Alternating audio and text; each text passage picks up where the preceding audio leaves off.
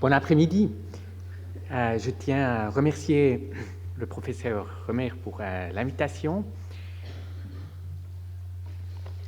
Le récit de Genèse 2 à 3 est un des textes les plus étudiés et commentés de la Bible hébraïque.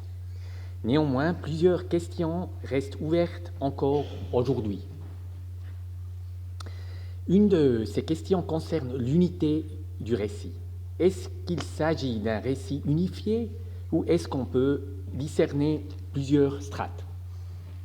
D'autres questions sont liées au motif de la consommation du fruit défendu.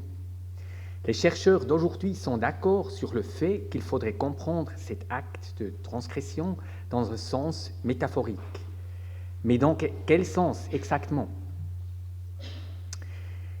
Un consensus parmi les différentes interprétations du récit de Genèse 2 à 3 consiste dans l'idée qu'il est lié à d'autres récits se trouvant dans l'histoire des origines. Il s'agit, entre autres, du récit de Caïn et Abel, d'une couche du récit du déluge, du récit de la tour de Babel. Beaucoup de chercheurs attribuent ces récits à une narration majeure nommée Yahvist, abréviée par le sigle J, parce que Dieu est presque toujours désigné par le nom Yahvé. Cette œuvre du Yahvist forme une des 3 voire 4 sources du Pentateuque présupposées par beaucoup de chercheurs encore aujourd'hui. Selon Gerhard von Rad et d'autres, le Yahvist aurait composé l'œuvre dans l'époque de Salomon. Aujourd'hui, cette datation est généralement abandonnée. Des travaux importants essayent de démontrer que J est une œuvre beaucoup plus récente, composée dans l'époque post-exilique. Par exemple, Van Seters, Rosé, Levin. Un important nombre de chercheurs vont plus loin en abandonnant l'hypothèse d'une narration yahviste. Néanmoins, ces chercheurs opposés à la théorie de J sont d'accord sur le fait que les récits mentionnés en haut sont liés l'un à l'autre et forment une strate plus ou moins homogène. Au lieu de J, il s'appelle cette couche non P et l'oppose ainsi à la couche P, le document sacerdotal. En effet, le récit de Genèse 2 à 3 a d'importants points communs avec les récits J non P qui suivent. Il s'agit avant tout du motif de la transgression commise par les hommes et la contre-démarche de Dieu.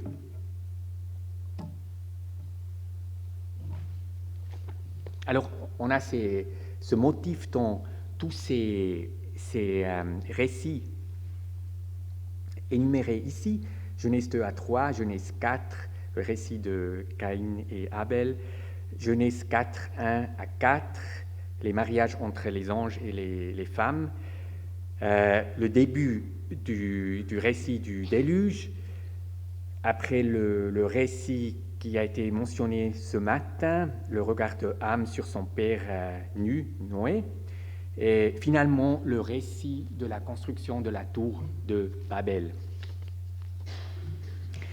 En rapportant ces motifs, les récits révèlent une théologie très similaire. La perception de l'homme est négative et quant à Yahvé, il est discerné comme un Dieu sévère, un Dieu de châtiment qui souvent sanctionne les transgressions de l'homme. Les récits sont ainsi marqués par une forte opposition entre Dieu et homme. Cependant, malgré ces points communs importants, à mon avis, il y a des indices en faveur du fait que le récit de Genèse 2 à 3, originellement, n'était pas conçu en tant que partie de cette narration plus large et n'a pas été marqué par la théologie mentionnée ci-dessus. Ces indices concernent l'histoire du texte d'un part et le motif central de la transgression d'autre part. Dans ce colloque, je vais présenter des réflexions relatives à tout cela et aboutir à des suggestions concernant l'unité de la composition de Genèse 2 à 3 et le motif de la transgression décrite dans ce récit. D'abord à l'histoire du texte.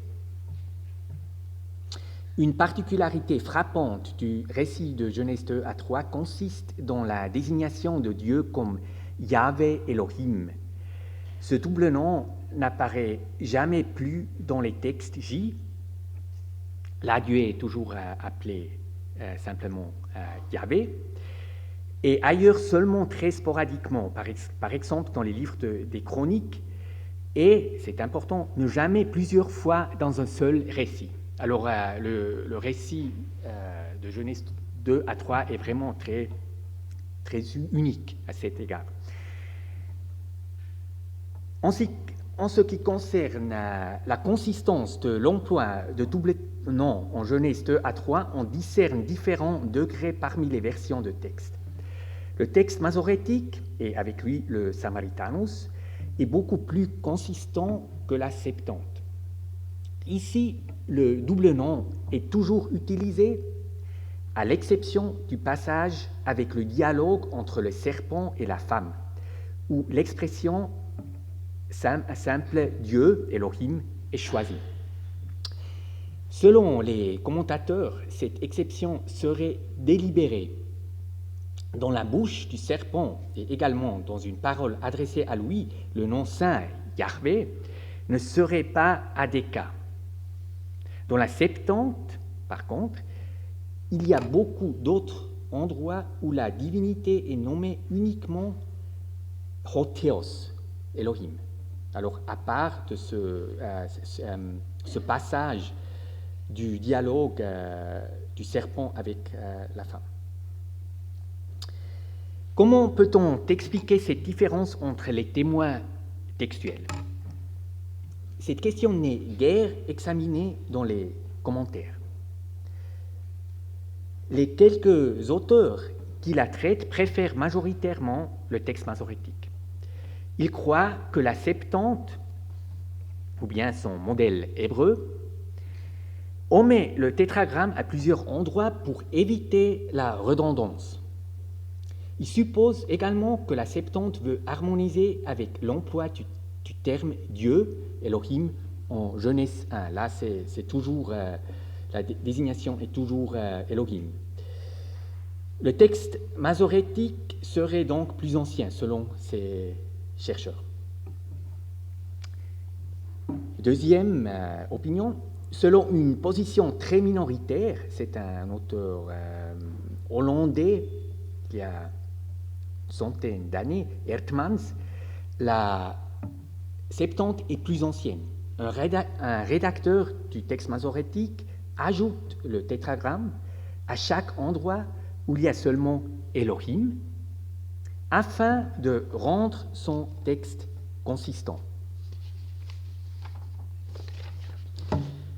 Je tendrai à favoriser la deuxième explication pour la raison suivante.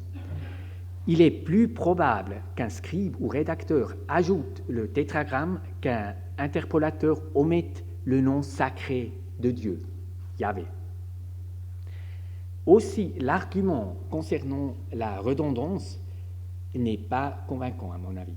Parfois, le nom Kurios Hotheos dans la Septante se trouve plusieurs fois dans un petit passage. Par exemple, il est utilisé 3 fois dans les 2 versets très courts du chapitre 3, versets 8 à 9. Bien évident, ce jugement prima facie est encore à confirmer par une investigation globale de toutes les données du livre de la Genèse. Dans cet cadre, ici, je dois me restreindre à quelques observations générales. Dans plusieurs textes, la Septante et le texte masorétique sont conformes en ce qui concerne la désignation de Dieu. Par exemple, C'est le cas pour les récits Genèse 1, Genèse 11 et Genèse 19. Dans certains récits, on constate que, tandis que le texte masorétique a constamment le tétragramme Yahvé, la Septante a quelques occurrences de Kyrios, l'équivalent de Yahvé, mais aussi quelques occurrences de Théos, Dieu, l'équivalent de Elohim. Alors, Genèse 2 à 3, 4, 13, 14, 18. Ce sont des exemples pour ce cas. Une première conclusion, donc, est la suivante. La situation est différente selon les récits. Et ça, c'est important, à mon avis. Car ceci montre que les déviances de la Septante ne sont pas dues au traducteur, car si celui-ci avait eu l'idée de modifier le nom de Dieu, il aurait été beaucoup plus systématique. Les déviances remontent donc au modèle hébreu. Ce modèle semble être un assemblage de récits avec différents emplois de désignation de Dieu. Les données du livre de la Genèse ne contredisent donc pas la conclusion tirée en amont concernant le récit de Genèse 2 à 3. Beaucoup de chercheurs, tout suivant le texte masorétique, estiment que le double nom Yahvé Elohim est l'invention de l'auteur du récit lui-même. Alors je parle de nouveau du récit Genèse 2 à 3. Selon eux, par l'emploi du double terme, ce dernier, alors l'auteur aurait voulu faire une transition entre le texte de Genèse 1, qui utilise uniquement Elohim, Dieu, et le récit de Genèse 4, qui a Yahvé, dans le texte masorétique. D'autres chercheurs, suivant eux aussi le texte masorétique, pensent que le nom était originellement uniquement Yahvé et que c'était un rédacteur qui aurait ajouté Elohim afin d'harmoniser avec le récit de Genèse 1. Cependant, ces propositions ne prennent pas en compte la désignation de Dieu dans la Septante, le fait que le nom Elohim est prédominant ici et que le double nom n'est utilisé que sporadiquement.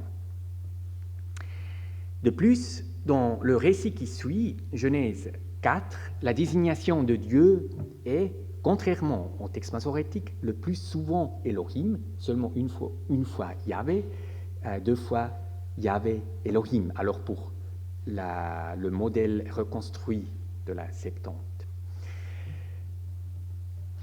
Si on prend la tradition de la Septante comme point de départ de l'analyse diachronique, on arrive plutôt à la conclusion que le nom originel était Elohim, dans le récit de Genèse 2 à 3, était originellement Elohim, et que dans l'histoire de la formation du récit, le nom de Yahvé aurait été successivement ajouté, d'abord dans la tradition hébraïque reflétée par la Septante, et après, d'une façon plus systématique, dans le texte masorétique.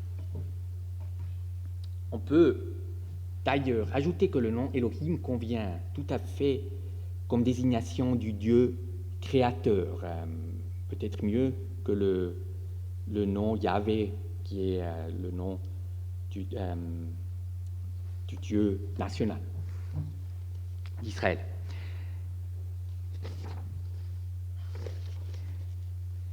Une telle conclusion qui me paraît suggestive devra encore être confirmée par une investigation textuelle plus détaillée et couvrant l'entier livre de la Genèse. Si elle s'avérait, elle aurait d'importantes implications car la théorie du soi-disant yahviste serait mise en question aussi de ce côté-là, du côté de l'histoire du texte. Un deuxième indice en faveur du fait que le récit de Genèse 2 à 3 originellement a été indépendant des récits attribués à J consiste dans la tendance théologique de ce récit. Alors j'abandonne maintenant l'histoire du texte.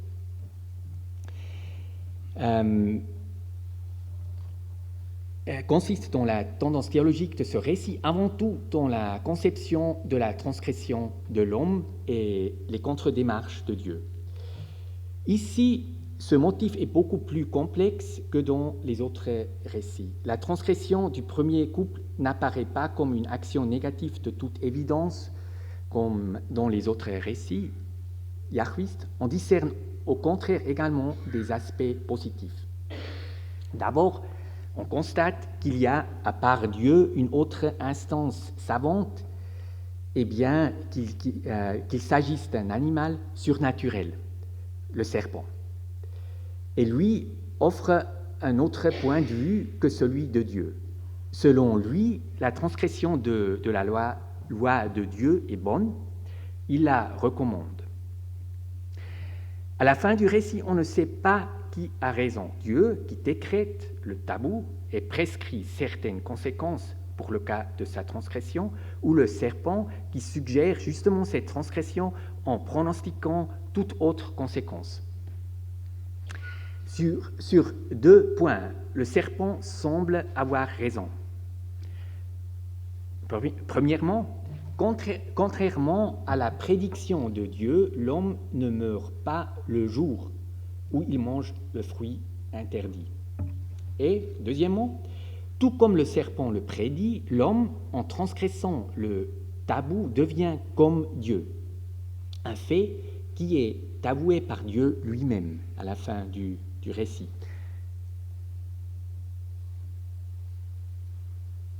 Alors oui, ça, je passe. Alors, les trois endroits. D'abord, les versets 16 à 17, Dieu ordonne le tabou, la conséquence de la transgression, la mort immédiate. Là, c'est important, l'adverbe le jour, bayom, qui est un indice que l'auteur pense à une conséquence immédiate. Traditionnellement, on a pensé que cette prédication de Dieu vise la perte de l'immortalité de l'homme. Mais, comme je dis, cet adverbe temporel, le jour, et aussi le verbe, la phrase mot, tamut, qui est très proche de la sentence juridique qu'on a vue tout à l'heure, mot, yumat, dans l'exposé de Christophe, qui est alors très proche de cette sentence juridique de la peine de mort. Ça aussi favorise une interprétation vers une mort immédiate comme conséquence.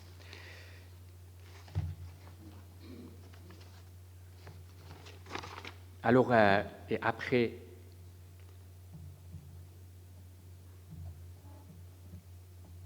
ça ne fonctionne plus. Le monsieur, ça bouge plus. D'accord.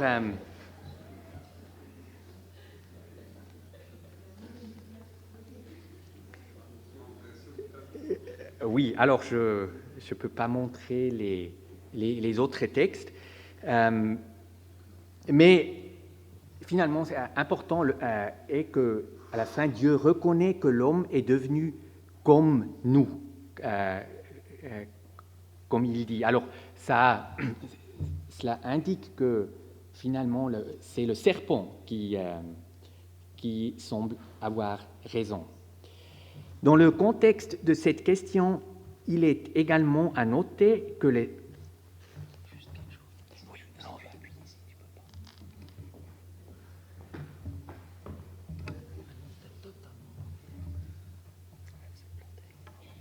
Non, alors je continue sinon... Oui. Dans le contexte de cette question, il est également à noter que le serpent est présenté de manière positive. Merci beaucoup. Alors, ça marche, ok. Mais je continue maintenant, c'est pour gagner du temps. Alors, c'est important que le serpent est présenté de manière positive. Il est intelligent, en hébreu, arum. La connotation de cette expression est toujours bonne dans la Bible hébraïque. À mon avis, la traduction commune rusé, un terme avec un sens un peu ambigu, n'est pas fausse, mais je préférerais intelligent. En dehors de notre récit, le mot arum, justement, est toujours rendu intelligent. Une fois, dans les livres de Samuel, aussi parfois par rusé, mais aussi là, on pourrait traduire avec intelligent. À mon sens, cette traduction rusée est due à une interprétation chrétienne très répandue qui voit dans le serpent un être méchant, voire l'incarnation du diable. En ce qui concerne le don de la clairvoyance, de la prédiction, le serpent se révèle comme instance de plain-pied avec Dieu. En même temps, nous apercevons que Elohim n'est pas un souverain omnipotent comme dans les autres récits soi-disant yahwistes. Il y a donc des indices pour que la transgression décrite en Genèse 2 à 3 ait des aspects positifs. Cependant, il est vrai qu'on y trouve aussi une qualification fortement négative de la transgression du premier couple. Selon le passage chapitre 3, versets 8 à 17, Yahvé Elohim sanctionne la transgression et il punit à la file le serpent, la femme et l'homme. Dans ce passage, on retrouve également le motif de la malédiction. Yahvé Elohim maudit le serpent et la terre arable. Des chercheurs comme Weipert, Schmidt, Westermann arguent que ce passage comprenant les sanctions forme un élément secondaire, car les punitions prononcées ici n'ont aucun rapport avec la sanction prévue par Dieu pour le cas de la transgression. Peine capitale, la mise à mort. En plus, il raisonne que la sanction de Dieu mentionnée à la fin du récit, à savoir l'expulsion de l'homme du jardin, la mise en place des chérubins devant l'arbre de la vie, conviendrait mieux au passage de la prescription de Dieu. Maintenant, il y a une observation qui pourrait corroborer cette hypothèse. Elle concerne la répartition du nom Yahvé Elohim, à côté de Elohim, dans la Septante. Comme je viens de l'indiquer, ce nom est beaucoup moins utilisé dans la Septante que dans le texte massorétique. Le nom est utilisé au début de quasiment chaque passage et à quelques endroits importants. Oui, et à quelques endroits importants. Dans un seul passage, la désignation est utilisée d'une manière consistante. C'est justement ce passage, chapitre 3, versets 8 à 17. Là, on trouve une forte concentration. Si vous passez sur ce tableau, alors c'est toujours, ou presque toujours, au début de chaque passage, on a Yahvé Elohim. Là, il y a une faute. Ah. Désolé.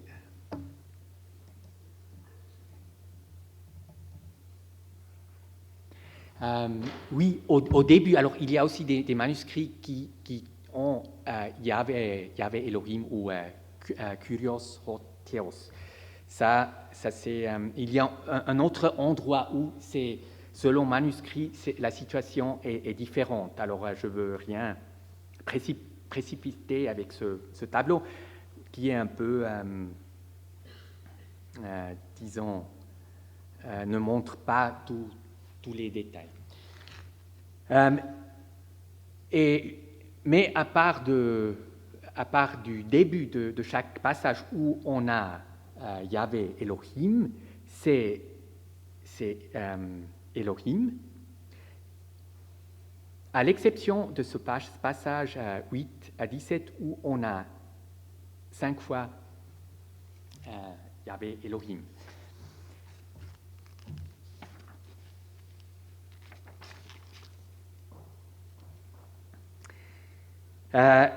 Alors, à mon avis, la concentration des occurrences du nom Yahvé Elohim dans ce passage n'est guère accidentelle. La question est de savoir pour quelle raison l'auteur n'utilise le double nom d'une manière constante que dans cette section. Une explication possible est la suivante. Le passage concerné a été composé par le même rédacteur qui a interpolé, ajouté le nom Yahvé. Cet auteur, interpolateur, aurait voulu à la fois introduire le nom de Yahvé dans le récit et, en insérant tout un passage, l'adapter, ce récit, à certains récits ou passages yahvistes. Cette explication du problème textuel irait de pair avec l'hypothèse de l'analyse littéraire diachronique qui sépare du récit originel les versets de l'interrogatoire et de la condamnation du couple et du serpent.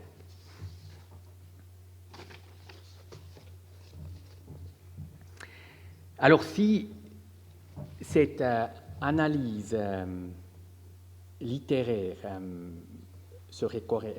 était correcte, alors qu'est-ce qu'il serait le sens de ce récit primitif? Selon le passage de l'interrogatoire et des sanctions pour le serpent, la femme et l'homme, la transgression n'a plus l'air d'un péché, mais a des traits positifs. Et on peut se demander s'il représente pour l'auteur une option légitime, voire préférable. Une telle optique serait comparable à d'autres mythes du Proche-Orient ancien.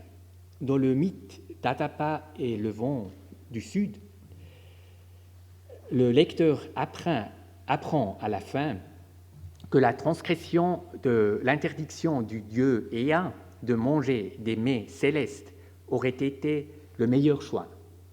Le protagoniste Adapa aurait gagné la vie éternelle.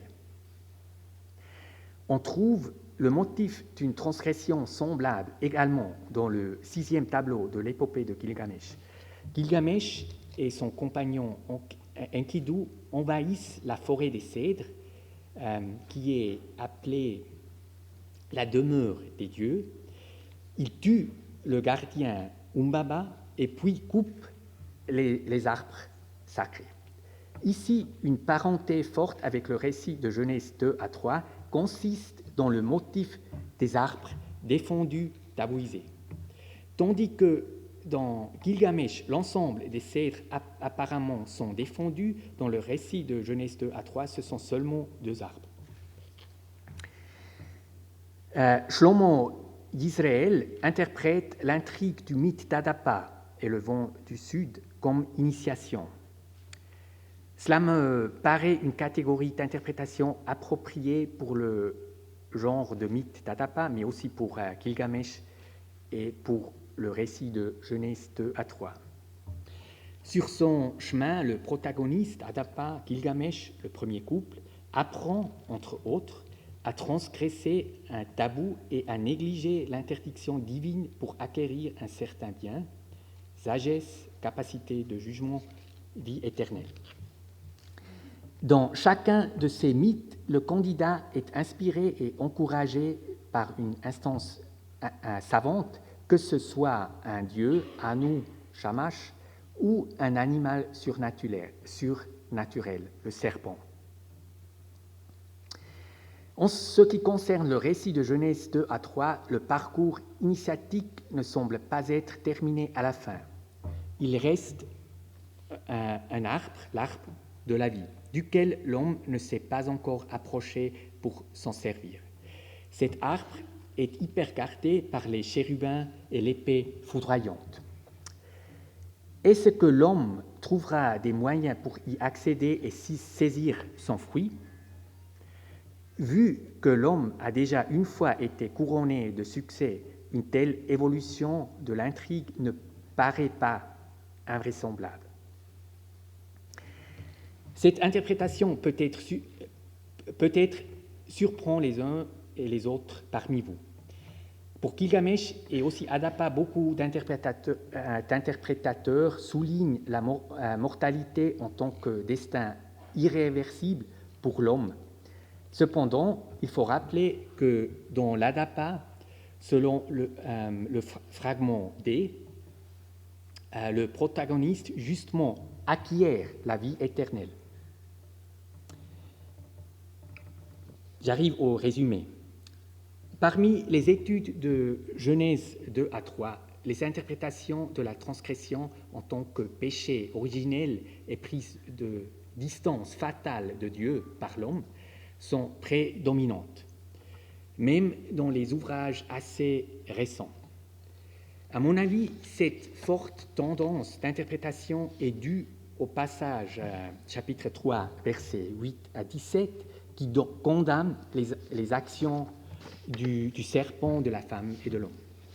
Cependant, si on considère les versets concernés comme un développement secondaire du récit, une estimation qui peut s'appuyer sur quelques problèmes de cohérence, ainsi que certaines données du texte de la Septante, il est possible de gagner un nouveau regard sur ce récit. Une interprétation moralisante ne s'impose plus. Comme les mythes d'Adapa et de Gilgamesh, il semble possible de comprendre l'intrigue comme une initiation. Merci pour votre attention.